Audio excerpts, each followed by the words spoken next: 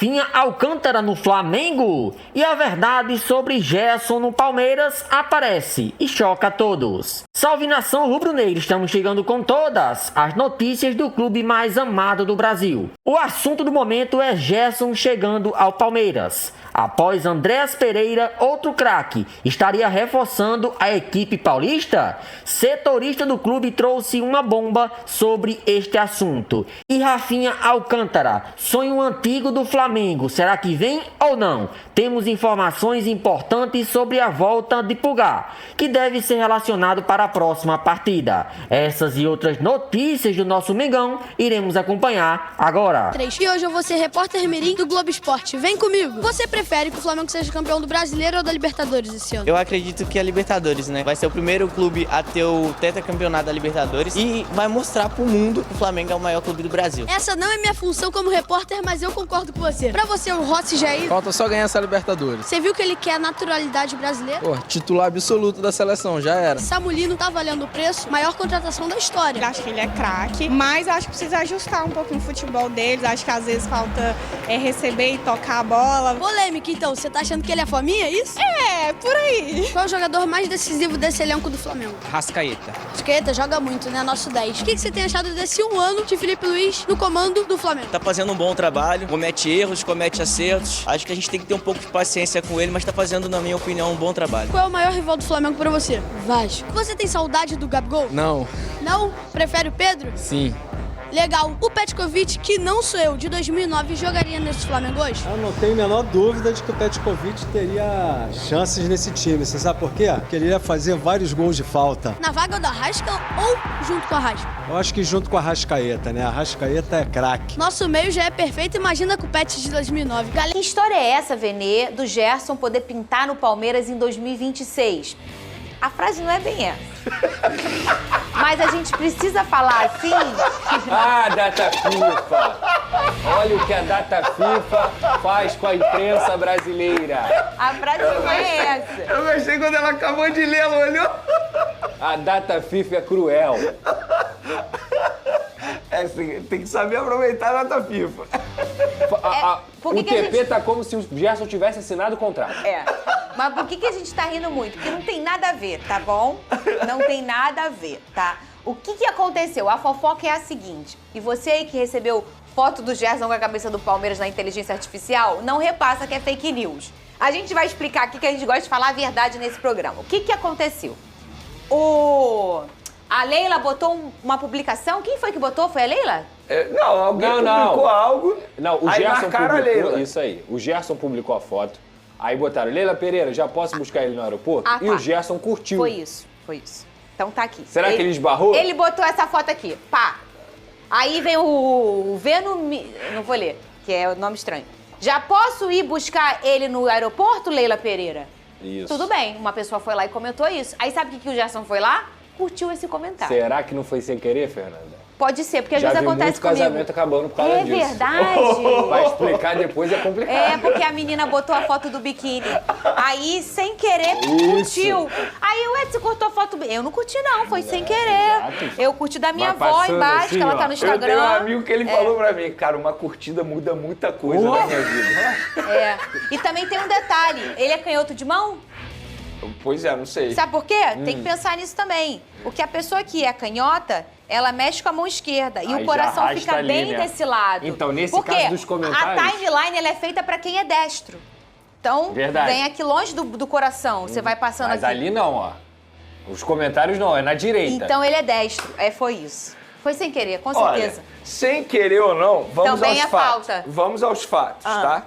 Primeiro, eu acho que isso não vai demorar pro Gerson querer voltar pro futebol brasileiro. E eu falei isso antes mesmo dele ser anunciado pelo Zenit. E pro Flamengo, nessa gestão, ele não volta. Esquece. Você já trouxe essa O informação. Tanto é que a forma como ele saiu, gente, assim, o post de despedida do Flamengo pro Gerson, se vocês analisarem aí, teve jogador que não tem a metade da história do Gerson, que teve uma publicação muito maior e melhor na saída desse tal jogador. Mas enfim, com essa gestão, o Gerson não volta. Sobre Palmeiras, eu sou um cara curioso.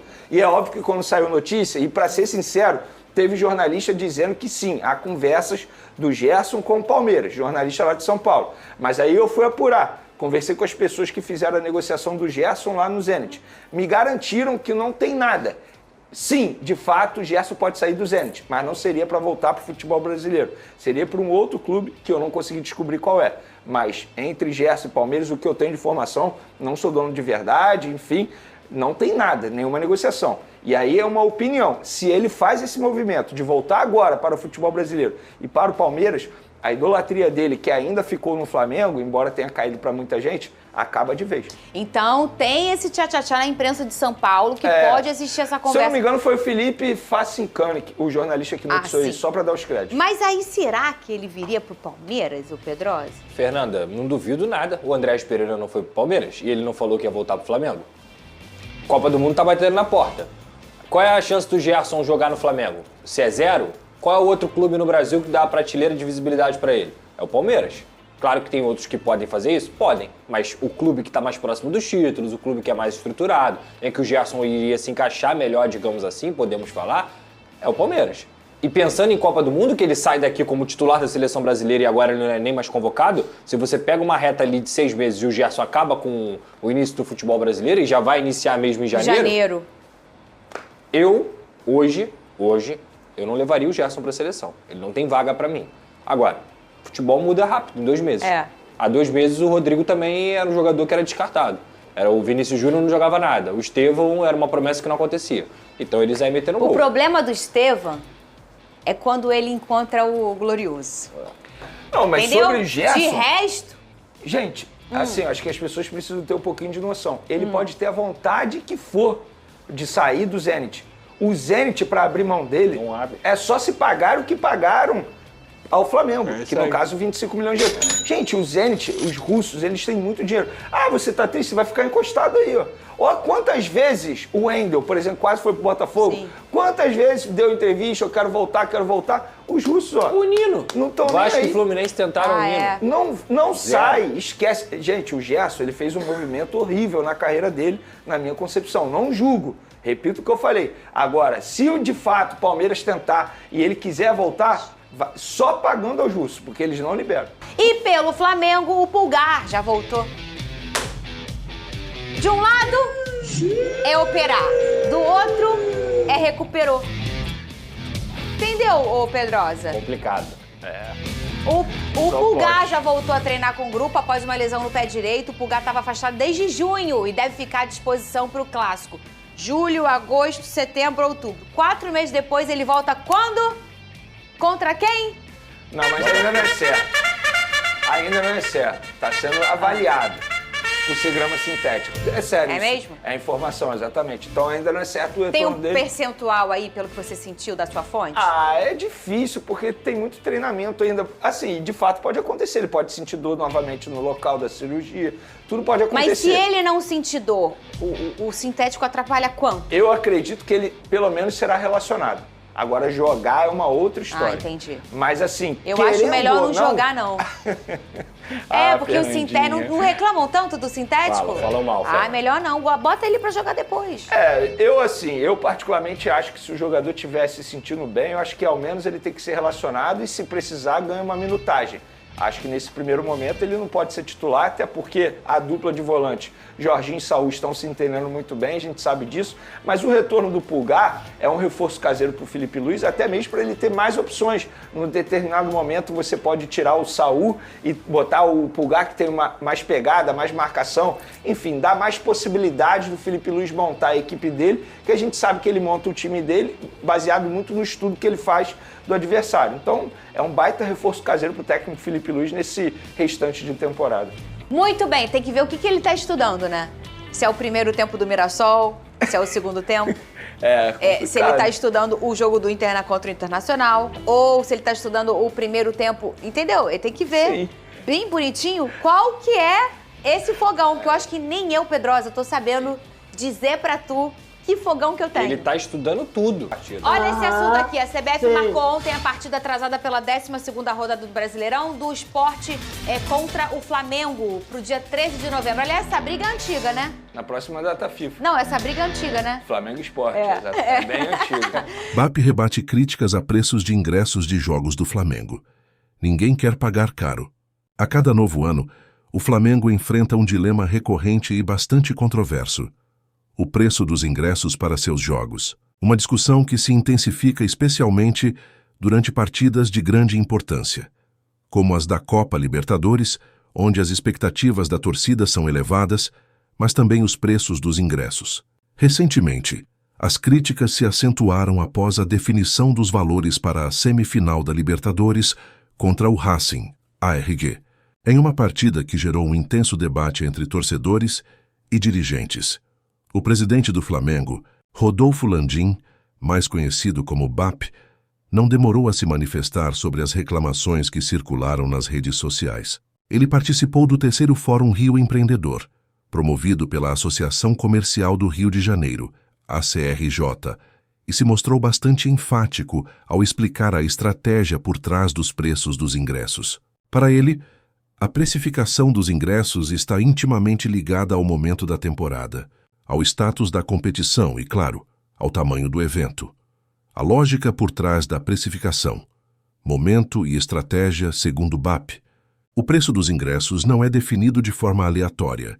Na realidade, ele depende de uma série de fatores que envolvem a importância do jogo, o estádio, a rivalidade da partida e, principalmente, a demanda. A semifinal da Libertadores contra o Racing, por exemplo, é um evento de alto impacto, tanto para o Flamengo quanto para seus torcedores. Por ser uma fase decisiva, os preços são naturalmente mais elevados, algo que, segundo o BAP, gera um efeito imediato. Se você coloca o preço barato, os ingressos acabam em 2 horas, e todo mundo diz que você é sacana. Se coloca muito caro, você tem reclamações. Ele ainda completou dizendo que, ao longo da temporada, os preços são ajustados conforme as circunstâncias. O primeiro jogo de campeonato vai ser sempre o mais barato, afirmou BAP, se referindo à estratégia de atrair público em momentos iniciais, quando as expectativas ainda são incertas. Em contrapartida, jogos decisivos ou finais, onde o Flamengo se vê com chances reais de conquistar títulos, exigem uma precificação que reflita não apenas a demanda, mas o valor agregado da partida. No caso específico do jogo contra o Racing, os valores variaram consideravelmente, de acordo com a localização no estádio. O setor norte, por exemplo, estava sendo comercializado a 400 reais, enquanto o setor sul, mais barato, tinha ingressos a 350. Já a leste superior custava 450, e o leste inferior chegava a 500 reais. O setor oeste, o mais nobre do Maracanã, foi vendido a 600 reais, enquanto o pacote VIP Maracanã+, que oferece uma experiência premium, teve o preço elevado a impressionantes 2.000 reais. Embora tais preços tenham gerado grande desconforto entre os torcedores, BAP defendeu a política adotada pelo clube. Ele destacou que, ao longo da temporada, o Flamengo tem batido recordes de público e de receita. O Flamengo tem tido público recorde em todos os jogos, afirmou orgulhoso da capacidade de atração do time. Para o presidente, a resposta ao público está clara. O Maracanã tem se mantido lotado, com a capacidade de 70.000 pessoas, sendo constantemente preenchida, mesmo em jogos com ingressos mais caros. A dinâmica de preços e o efeito da demanda BAP também mencionou que a precificação do Flamengo não é uma ciência exata e está sujeita a acertos e erros. Muitas vezes você marca preço em cima de variáveis. Você acerta e você erra, mas duvido que alguém tenha acertado mais do que o Flamengo nesse ano, disse ele, defendendo que o clube tem feito boas escolhas, especialmente se comparado com outros times e clubes no Brasil. Ele também usou o exemplo da rodada 27 do Campeonato Brasileiro, quando o Flamengo se encontrava na liderança, para ilustrar sua lógica de preços. Se na rodada 27, quando você é líder e tem 2 ou 3 times brigando em cima, é diferente da situação do time que está lá embaixo, afirmou. Ele destacou que para os torcedores R$80 em ingressos em um jogo de alta relevância, onde o Flamengo pode virar líder novamente, não é caro. Agora, na rodada 27, R$80 é barato para ver o Mengão tratorar e virar o líder do campeonato de novo, e se encaminhar para ganhar a PE. Toda, risos, concluiu com bom humor. A realidade do Flamengo no mercado de público e ingressos, apesar das reclamações, os números mostram que, em termos de público, o Flamengo continua sendo uma máquina de atrair torcedores. Recentemente, o time registrou o maior público do futebol brasileiro em 2025, com 67.873 pagantes no jogo contra o Cruzeiro pelo Campeonato Brasileiro. Este número também representa o maior público da temporada no Brasil até o momento, e ainda quebrou o recorde de público pós-reforma do Maracanã, realizado para a Copa do Mundo de 2014, com uma renda bruta de 5.835.870 nesse jogo. A evidência é clara.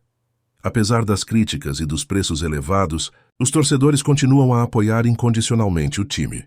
Na verdade, o Flamengo tem sido líder absoluto no ranking de maiores públicos do futebol nacional em 2025, com os 13 maiores públicos do ano, consolidando sua posição como o time que mais atrai atenção e receita no país. O impacto do preço sobre o torcedor é claro que a reclamação sobre o preço dos ingressos não reflete uma insatisfação generalizada. Muitos torcedores entendem que os preços podem ser elevados devido ao valor agregado de uma partida decisiva ou de uma competição internacional como a Libertadores. Porém, também há uma parcela considerável de fãs que se sentem incomodados com a constante elevação dos preços, especialmente em uma época de crise econômica no Brasil, onde o poder de compra da população não é o mesmo. A questão central aqui não é apenas o preço, mas a percepção de que a experiência de torcer pelo Flamengo deve ser inclusiva e acessível para todos, não apenas para quem tem condições de pagar ingressos caros. Esse é um ponto frequentemente levantado nas discussões sobre o impacto da elitização dos estádios no futebol brasileiro. A relação entre o clube e seus torcedores vai além do preço do ingresso. Envolve também a identidade, a paixão e o pertencimento à nação rubro-negra Bruno Henrique e o julgamento das apostas. Um futuro incerto, além das questões envolvendo ingressos. O Flamengo também lida com outras situações que afetam o time. O julgamento de Bruno Henrique, atacante do clube, tem gerado preocupação entre os torcedores e a diretoria. O jogador foi suspenso pela primeira comissão disciplinar do Superior Tribunal de Justiça Desportiva, STJD, em setembro de 2023, sendo punido com 12 partidas de suspensão e uma multa de 60 mil. No entanto, a defesa do jogador recorreu da decisão, o que lhe garantiu efeito suspensivo, permitindo que ele continue atuando enquanto o caso não é resolvido definitivamente. Isso tem gerado um dilema para a comissão técnica e a diretoria do Flamengo, que precisa lidar com a indefinição em relação ao futuro de Bruno Henrique. O atacante é um dos principais nomes da equipe, e se a punição for mantida, sua ausência será um golpe significativo para os planos do time na reta final da temporada. Gerson e o futuro no Zenit. Especulações sobre retorno ao Brasil. Outro nome que tem gerado especulação é o de Gerson, que recentemente deixou o Flamengo para jogar no Zenit, da Rússia. O volante, que teve grande destaque durante sua passagem pelo clube carioca, pode estar com os dias contados no futebol russo. O Zenit, clube que o contratou por 25 milhões de euros, está disposto a vendê-lo pelo mesmo valor pago ao Flamengo. Há rumores de que o Palmeiras esteja interessado em contratar Gerson, principalmente por conta do desejo do jogador de retornar ao Brasil. A situação de Gerson, assim como a de Bruno Henrique, mostra como o Flamengo vive uma temporada de grandes desafios, tanto dentro de campo quanto fora dele. No entanto, o clube segue firme com um elenco forte e uma base de torcedores fiel, trabalhando para alcançar mais títulos e consolidar sua posição como uma das maiores potências do futebol mundial. Próximos desafios do Flamengo. A luta por mais títulos com relação aos próximos jogos. O Flamengo se prepara para enfrentar o Botafogo no dia 15 de outubro, pela 28ª rodada do Campeonato Brasileiro. O jogo será realizado no estádio Newton Santos e terá transmissão pelo Premiere e Sport TV. Este é mais um confronto decisivo na busca pelo título nacional, que promete ser acirrado até o fim da temporada.